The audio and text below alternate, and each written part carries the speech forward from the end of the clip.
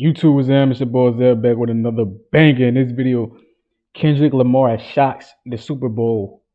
40 acres and a mule. He mentioned reparations. Let's get it. First of all, a lot of people, even some of my family, they was like, the Kendrick performance was weak. It was trash. I'm like, I disagree. I watched it back a few times and I really found some Easter eggs and hidden gems that people didn't catch the first watch. Even I didn't catch it at first because my brother was talking over the performance and shit, pissing me off. It was his birthday yesterday, though. Shout out to him. Uh, yeah. But I enjoyed it. I thoroughly enjoyed it. I thought Kendrick was gonna call Drake the word though. I thought he was gonna use the P word, the PDF file. I thought he was gonna call him that, but he skipped over that word because Drake like to sue. Drake like sending lawsuits at people. Mr. Tough Guy, Mr. Tough Man, like sending out lawsuits. But we had amazing cameos. We had Samuel Jackson, who was playing Uncle Tom. You know, he was doing a great job narrating and setting themes and setting. And he was pretty much speaking on like the cultural biases and how Americans think about hip hop and how they react to hip hop.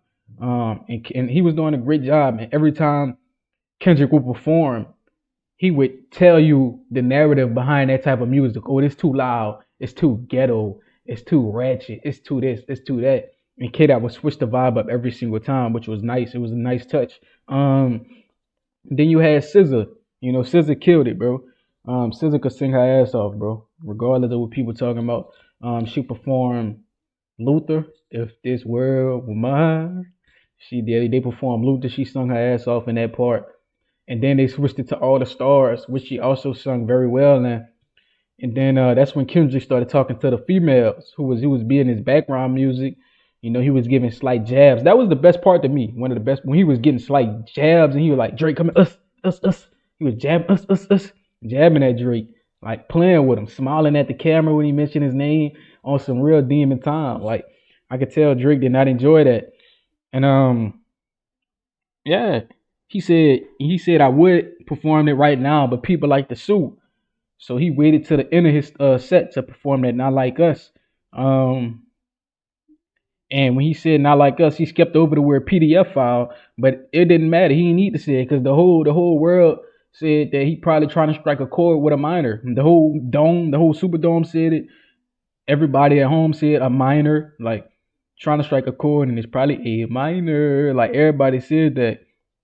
And what can you do about that? Everybody's saying you're trying to strike a chord with a minor. That's a bad look, Drizzy Drake. Drizzy, P Drizzy. That's a very, very bad look on Drizzy Drake. But what really stole the show when I and captivated my attention the second time I watched it, and a lot of people not talking about this, but I'm gonna play it into the mic so you understand what I'm talking about. Let me see where the clip. It's a very interesting clip. Let's see. Let's get it. Culture with the vibe. I'm gonna get it on the flow. 40 acres in the mule, it's bigger than the music. Try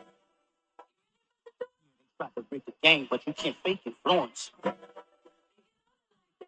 tripping, I'm slapping, I'm rocking.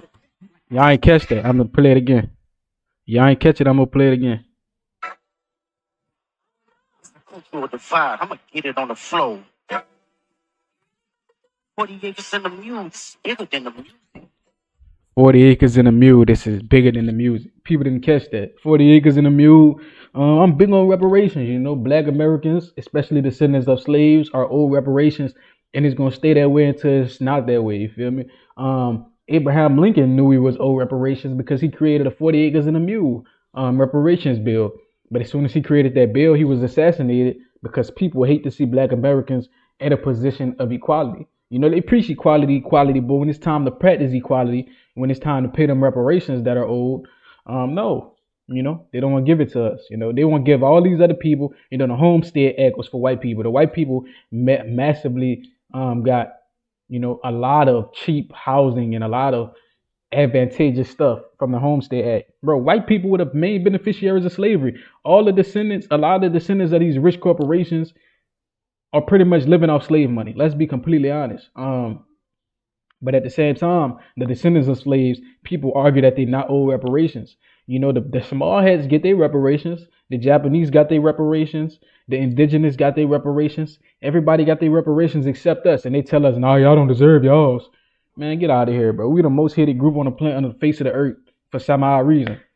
We the most hated race on the earth, and it's ridiculous. You know, nobody hated more than us.